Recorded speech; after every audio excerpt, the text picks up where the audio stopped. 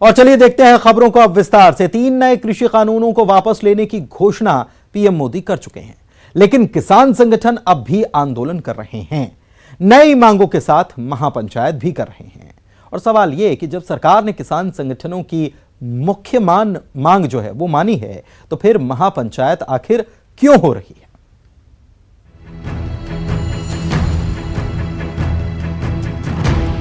3 नए कृषि कानूनों की वापसी की घोषणा के बावजूद किसान संगठन आंदोलन जारी रखे हुए हैं। तस्वीरें लखनऊ की हैं, जहां संयुक्त किसान मोर्चा से जुड़े नेताओं ने महापंचायत की और सरकार के खिलाफ आवाज बुलंद की। संघर्ष जारी रहेगा। भी संघर्ष विश्राम की घोषणा हमने नहीं करी। संघर्ष विश्राम की घोषणा भारत सरकार ने करी। हमने वो प्रस्ताव अभी ठुकरा दिया। हमारे मसले बहुत है। अभी पीएम मोदी की घोषणा के बाद सरकार शीतकालीन सत्र के दौरान संसद में कानून की वापसी के लिए बिल लाएगी। कानून वापस होगा, बावजूद किसान संगठनों के नेता सरकार से बातचीत की मांग पर अड़े हैं। इन्होंने सरकार के सामने एमएसपी पर कानून बनाने समेत 3 नई मांगे भी रखी हैं। जो 750 किसान शहीद हुए वो एक बड़ा सवाल है, एमएसपी का भी सवाल है। इन मांगों के लिए संयुक्त किसान मोर्चा ने रविवार को पीएम मोदी को चिट्ठी लिखी थी। किसानों की जायज मांगों को सरकार मानेगी भी, लेकिन इसके लिए आंदोलन को जारी रखना कितना सही है, इस पर सवाल है। केरला हम जाएंगे और 26 तारीख में दिल्ली में रहेंगे, 27 में पंजाब जा रहे हैं, 28 में बॉम्बे जा रहे हैं। तो इस तरह से पूरे देश में ये मीटिंग है। मोदी सरकार ने किसानों के फायदे के लिए 3 नए कृषि कानून लाए थे, लेकिन किसान संगठन के नेताओं को कानून पसंद नहीं था, जिस पर कानून वापसी की घोषणा करते हुए पीएम मोदी ने कहा था कि वो कुछ किसानों को समझा नहीं पाए। सच्चे मन से और पवित्र हृदय से कहना चाहता हूं कि शायद हमारी तपस्या में ही कोई कमी रही होगी, जिसके कारण दिए के प्रकाश जैसा सत्य कुछ किसान भाइयों को हम समझा नहीं पाए। किसानों की मांगों पर सरकार ने बड़ा दिल दिखाया। आगे भी सरकार किसानों के हित में ही फैसला लेगी, लेकिन कानून वापसी की घोषणा के बाद भी किसान संगठनों की जिद कई सवाल पैदा करती है। Bureau report, news 18 network. देश की सुरक्षा के लिए अदम्य साहस का प्रदर्शन करने वाले जवानों को आज राष्ट्रपति ने वीरता पुरस्कार से सम्मानित किया। वीर जवानों को सम्मानित करने के लिए राष्ट्रपति भवन में रक्षा अलंकरण समारोह का आयोजन किया गया था, जिसमें प्रधानमंत्री, रक्षा मंत्री और सैनिकों के परिवार भी शामिल हुए।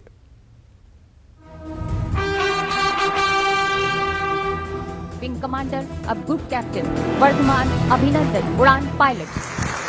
देश की रक्षा के लिए अदम्य साहस और शौर्य का प्रदर्शन करने वाले जवानों को राष्ट्रपति ने वीरता पुरस्कार से सम्मानित किया। पुरस्कार पाने वालों में वायुसेना में ग्रुप कैप्टन अभिनंदन भी शामिल रहे। ग्रुप कैप्टन वर्धमान अभिनंदन।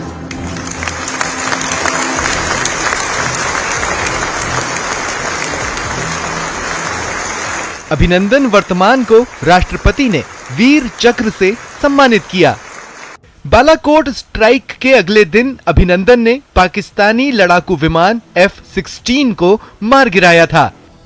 लड़ाई के दौरान उनका MiG-21 विमान क्रैश होकर पाकिस्तान में जा गिरा था, जिसके बाद पाकिस्तान ने अभिनंदन को बंदी बना लिया। लेकिन पाकिस्तान ने भारत के दबाव में 60 घंटे के बाद ही अभिनंदन को वापस भेज दिया।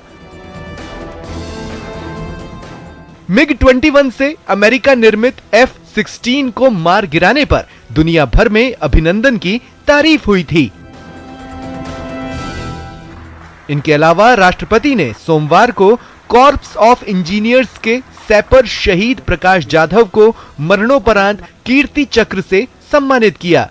उनकी पत्नी और मां ने ये अवार्ड लिया, जबकि शहीद मेजर विभूति शंकर ढोंडियाल और शहीद नायब सूबेदार सोमबीर को मरणोपरांत शौर्य चक्र से सम्मानित किया गया। राष्ट्रपति भवन में आयोजित रक्षा अलंकरण समारोह में उत्तम युद्ध सेवा मेडल, परम विशिष्ट सेवा मेडल और अति विशिष्ट सेवा मेडल भी राष्ट्रपति ने जवानों को दिए। Bureau report, news 18 network. 6 दिसंबर को संविधान निर्माता भीमराव अंबेडकर से जुड़े 5 धरोहरों को राष्ट्रीय धरोहर घोषित किया जाएगा। पीएम मोदी 6 दिसंबर को देश को संबोधित करेंगे और दलितों की आस्था का केंद्र भीमराव अंबेडकर से जुड़े देश के 5 स्थानों को राष्ट्रीय धरोहर घोषित करेंगे। इसमें मध्य प्रदेश का महू भी शामिल है। महू भीमराव अंबेडकर की जन्मस्थली है और यहां पर अंबेडकर की स्मृति में भव्य मंदिर बनाया गया है। भोपाल में आयोजित भव्य कार्यक्रम के जरिए प्रधानमंत्री नरेंद्र मोदी ने जनजातीय वर्ग के लिए कई योजनाओं की शुरुआत कर मध्य प्रदेश की आदिवासी आबादी को साधने की कोशिश भी की थी और अब अंबेडकर के बहाने एक बड़ी आबादी को साधने की तैयारी है। मतलब साफ कि पहले आदिवासी और अब अनुसूचित जाति वर्ग को साधकर बीजेपी खुद को सबसे बड़ा SC/ST हितैषी बताने की कोशिश में लगी और यही कारण है कि 20 दिन में 2 बड़े कार्यक्रमों के जरिए पीएम मोदी एक बड़ी आबादी तक अपनी पहुंच को और मजबूत करने की तैयारी में लगे। मंडला में मुख्यमंत्री शिवराज सिंह चौहान ने एक बड़ा ऐलान किया और कहा कि महुआ से बनी शराब को वैध बनाने के लिए अब नई आबकारी नीति बनाई जा रही है। यह शराब दुकानों में विरासत मदिरा के नाम से बेची जाएगी और यह आदिवासियों की आमदनी का जरिया बनेगी। अगर महुआ से कोई परंपरागत रूप से शराब बनाएगा तो वो अवैध नहीं होगी बल्कि उसे बेचने का भी अधिकार होगा। इसके लिए बाकायदा सरकार वैधानिक मानते हुए उसे अधिकार भी देगी।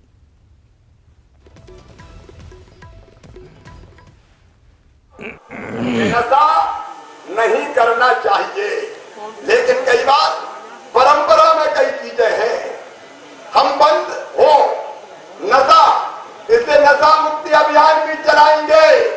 लेकिन भैया ये क्यों हो कि दारू अगर बेचे तो बड़ा डिस्टिलर बेचे, भोपाल वाला बेचे, ग्वालियर वाला बेचे, इंदौर वाला बेचे, और जब हमारे बीच में से कोई अगर कोशिश करे तो पकड़े जाते, मटका फोड़ देते, तरह तरह से परेशान करते हैं।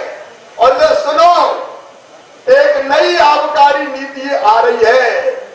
महुए से अगर कोई भाई बहन परंपरागत शराब बनाएगा तो वो अवैध नहीं होगी। हेरिटेज शराब के नाम पे वो शराब की दुकानों पर भी बेची जाएगी और उससे जो आमदनी होगी, भाई इस पर कई लोग मुझे कह सकते, लेकिन आप बताओ, सोम डिस्टरी वाला दारू बना के बेचे कोई दिक्कत नहीं है, पता नहीं कौन कौन बेच रहे, अगर आदिवासी बना ले तो अपराध हो गया। हम उसको भी आदिवासी की आमदनी का जरिया बनाएंगे, परंपराओं के निर्वाह के लिए बना सकता है। मंडला में जनजातीय गौरव सप्ताह के समापन पर आयोजित कार्यक्रम में सीएम शिवराज सिंह चौहान शामिल हुए और इस दौरान उनका अनोखा अंदाज भी देखने को मिला। यहां पर सीएम जनजातीय लोगों के साथ ढोल की थाप पर, मांदर की थाप पर थिरकते नजर।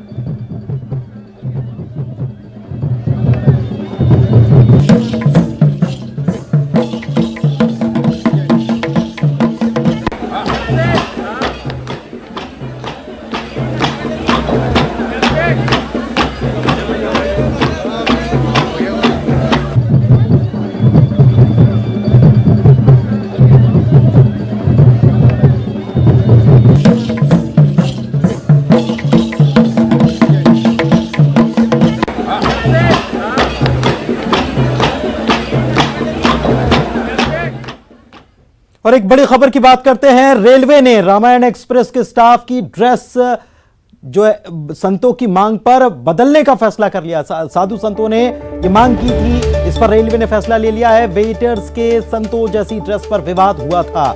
इस खबर को न्यूज 18 ने 5 की आंच में उठाया भी था। आपको ये तस्वीरें भी हम दिखा रहे हैं कि वेटर्स की जो ड्रेस है वो संतों की वेशभूषा वाली थी। ये आपको बता दें कि रामायण एक्सप्रेस जो है ये एक स्पेशल ट्रेन है जो श्री राम के अलग अलग जो मान्य स्थान है वहां पर श्रद्धालुओं को लेकर जाती है और इस ट्रेन में जो वेटर्स काम करते हैं उनकी वेशभूषा जो है वो संतों जैसी थी। तो इस पर आपत्ति संतों ने जताई थी और देखिए ये संतों जैसी ड्रेस पर जो विवाद हुआ था इसके बाद ये ड्रेस बदल दी गई। ये विवाद के बाद जो बदलाव हुआ है उस तस्वीर को भी हम दिखा रहे हैं। आनंद हमारे संवाददाता हमारे साथ उज्जैन से जुड़े हुए हैं, उनसे बात करते हैं। आनंद, हमने 5 की आंच में शाम को ही इस खबर के बारे में जिक्र किया था और अब खबर यह आई कि विवाद के बाद बदलाव हो गया, ड्रेस बदल दी गई। बिल्कुल, देखिए आईआरसीटीसी को आखिर संतों के जो विरोध था, संतों के विरोध के बाद अब झुकना पड़ा है और तमाम अटकलों के बीच ये कयास लगा ही जा रहे थे कि जल्द से जल्द ये ड्रेस बदली जाएगी, क्योंकि संत अब 12 तारीख को जो ट्रेन निकलनी थी उसका विरोध करने की बात भी कर रहे थे और यही आज बहुत जल्दी इसमें जो है निर्णय ले लिया गया। और आज जिस तरह से ट्विटर हैंडल पे आईआरसीटीसी ने जारी किया है और उसमें साफ तौर पे कहा गया है कि हम लोगों ने जो है ड्रेस चेंज कर लिया और उसका एक फोटोग्राफ भी उन्होंने आईआरसीटी की ट्विटर हैंडल पर डाला है। तो साफ तौर पे अब ये जो विवाद है थमता नजर आ रहा है। हालांकि अभी तक संत समाज की तरफ से कोई प्रतिक्रिया सामने नहीं आई है, लेकिन फिलहाल विवाद थमता सा नजर आ रहा है। जी बिल्कुल, विवाद थमता सा नजर आ रहा है। ड्रेस पर विवाद था और क्या माफी भी मांगी गई है या केवल ड्रेस में बदलाव कर लिया गया? बिल्कुल, देखिए आईआरसीटीसी की जो ट्विटर हैंडल है उस पर सिर्फ खाली इतना लिखा गया है कि हमने हमारे जो वेटर हैं उनकी जो ड्रेसेस थी वो ड्रेसेस हमने चेंज कर दी है और ये वो ड्रेस है, और उसके बाद एक फोटो उन्होंने वहां पर टेक किया हुआ है। सिर्फ इतना ही लिखा गया है, हालांकि कोई माफीनामा उस पर दिखाई नहीं दे रहा है। दूसरी बात ये भी कि संतों ने माफी की बात भी नहीं की गई थी। संतों का जो सिर्फ जो विवाद की जो बात बता रहे थे वो सिर्फ इतनी ही थी कि जो ड्रेस है उस ड्रेस को बदला जाए। वो संतों को जो जिस तरह की ड्रेस पहनते हैं वो उस तरह की ड्रेस दिखाई दे रही है और सिर्फ यही एक विवाद का कारण सामने आ रहा था। जी चलिए, बहुत बहुत शुक्रिया आपका, बहुत बहुत शुक्रिया इस जानकारी के लिए आनंद। और वक्त एक छोटे से ब्रेक का हो चला है, जल्द लौटेंगे, बनेंगे आप।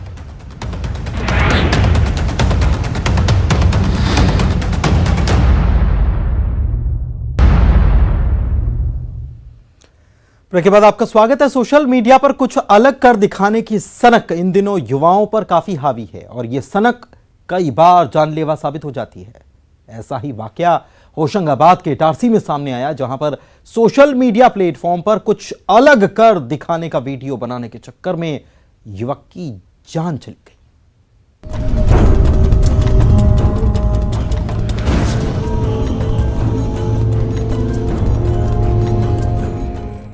महज चंद सेकंड की इन तस्वीरों में एक हंसते खेलते नौजवान की मौत कैद है।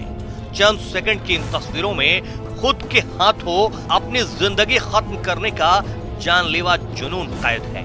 चंद सेकंड की इन तस्वीरों में मौत का शौक कैद है।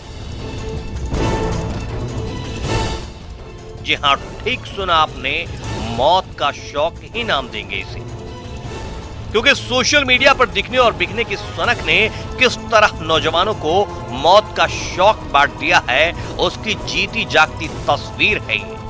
जिसने भी ये शौक पाला है वो सांसें थाम कर इन तस्वीरों को ध्यान से देखें और वो भी देखें जिनके आसपास ऐसे लोग दिख जाते हैं, क्योंकि आपके आसपास भी ऐसे सन की खुलेआम घूम रहे हैं। सुनसान जंगल है जहां से रेलवे ट्रैक गुजरा है। इसी ट्रैक के बेहद करीब एक नौजवान चलता हुआ दिखाई दे रहा है, इस बात से बेफिक्र होकर कि दूसरी तरफ एक तेज रफ्तार ट्रेन आ रही है। इसे तेज रफ्तार ट्रेन के सामने जानलेवा वीडियो बनाने का जुनून सवार हुआ है। इसके साथ ही इसका वीडियो शूट कर रहे थे, तभी दनदनाती हुई ट्रेन इस युवक को टक्कर मारती गुजर जाती है। कैमरे में आगे की तस्वीरें कैद नहीं हुई हैं, लेकिन पुलिस से मिली जानकारी के मुताबिक संजू और इसका एक नाबालिग दोस्त इटारसी के नजदीक शरद देव बाबा पुलिया के पास पिकनिक मनाने पहुंचे थे। संजू अपने दोस्त से रेलवे ट्रैक के करीब खड़े होकर वीडियो बनवा रहा था, तभी ट्रैक पर ट्रेन आ गई। ट्रेन से टकराकर संजू दूर जा गिरा, जिसके बाद उसे इटारसी अस्पताल लाया गया, जहां डॉक्टरों ने उसे मृत घोषित कर दिया। शरददेव बाबा के पास रेलवे ट्रैक पे दो बच्चे अपना टिकटॉक वीडियो बनाने के उसमें जो है रेलवे मालगाड़ी आ रही थी नागपुर तरफ से, उसके किनारे खड़े होकर के जो है वीडियो बनवाने के उसमें खड़ा हुआ था। ट्रेन ने उधर से आते समय हॉर्न भी दिया, लेकिन क्योंकि रेल के काफ़ी करीब खड़ा था तो ट्रेन से टक्कर लग के बाहर फेंकते हैं, जिससे इसकी मौत। ये वीडियो विचलित करने वाला है, लेकिन इसे देखकर सोचना जरूरी है कि जो कुछ भी किया गया क्या वो सही था। मौत के शौक वाला यह खौफनाक वीडियो देखकर युवा विचार जरूर करें कि क्या कोई वीडियो जान से भी ज्यादा कीमती हो सकता है। शैलेंद्र कौरव, न्यूज़ 18, होशंगाबाद। चंबल के जंगलों में फिर से डकैतों का आतंक शुरू हो चुका है, लेकिन हैरानी वाली खबर यह कि नए डकैत गिरोह चरवाहों को टारगेट कर रहे हैं। मोहना के जंगल में डकैतों ने 2 चरवाहों को हथियार के दम पर बंधक बनाया और उनसे 4 लाख रुपए कीमत की 100 से ज्यादा बकरियां लूट ले गए। गब्बर सिंह का नाम पूरा मिट्टी में मिला दिए।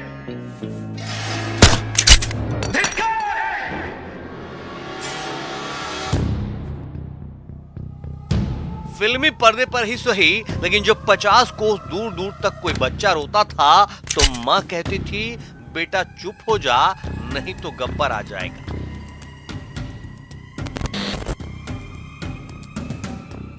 अस्सी के दशक में आई फिल्म शोले के गब्बर ने वो दहशत मचाई थी कि इसका हर एक डायलॉग आज भी लोगों के जहन में ताजा है।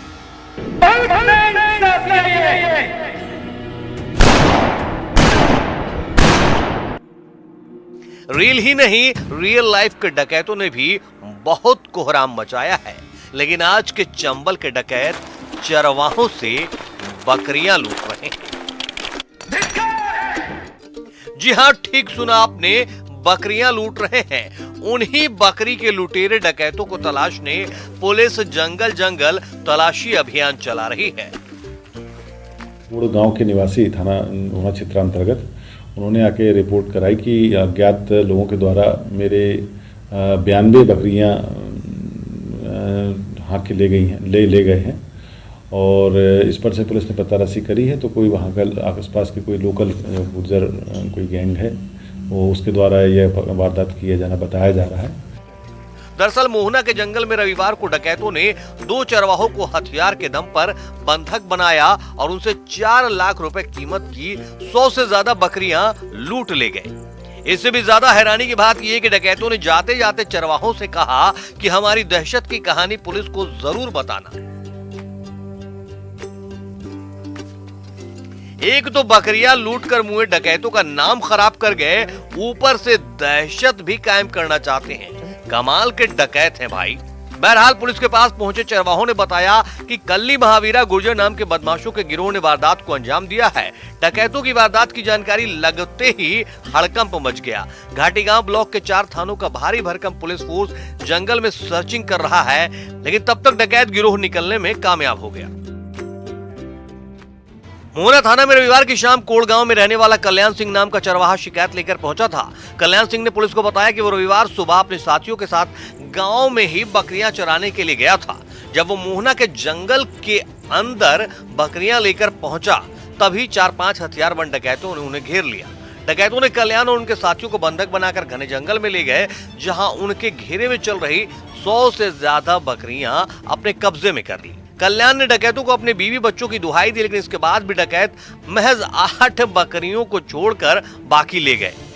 बकरियां लूटकर डकैत उनको धमका कर चले गए। चरवाहे कल्याण और उसके साथियों ने बताया कि डकैतों ने जाने से पहले उनको धमकाया, साथ ही ये भी कहा कि तुम लोग पुलिस के पास जरूर जाना, पुलिस को हमारी दहशत की पूरी कहानी सुनाना। चरवाहों के बताए हुलिये के मुताबिक डकैत कल्ली और महावीरा गुर्जर हैं। 30 से 40 साल उम्र के सभी डकैत फौजी जैसे कपड़े पहने थे। इसके बाद पुलिस हरकत में आई और मोहना, घाटी गांव, आरोन, भवतपुरा थानों की पुलिस जंगल में सर्चिंग पर निकली। लेकिन 8 घंटे तक जंगल में छानबीन करने के बाद भी बकरियों को लूटने वाले डकैत पुलिस के हाथ से निकल गए। सुशील कौशिक, न्यूज़ 18, ग्वालियर। उज्जैन में 2 साल के बाद परंपरागत मार्ग से बाबा महाकाल की सवारी निकाली गई। कोविड के कारण बीते 2 सालों से सवारी मार्ग में परिवर्तन किया गया था। भक्तों के दर्शन पर भी प्रतिबंध लगा था, लेकिन आज महाकाल अपने परंपरागत मार्ग से रजत पालकी में सवार होकर नगर भ्रमण पर निकले। भगवान महाकाल को मंदिर के मुख्य द्वार पर सशस्त्र पुलिस बल के जवानों ने सलामी दी। और इसी के साथ खबर असरदार के इस बुलेटिन में फिलहाल इतना ही। दीजिए इजाजत।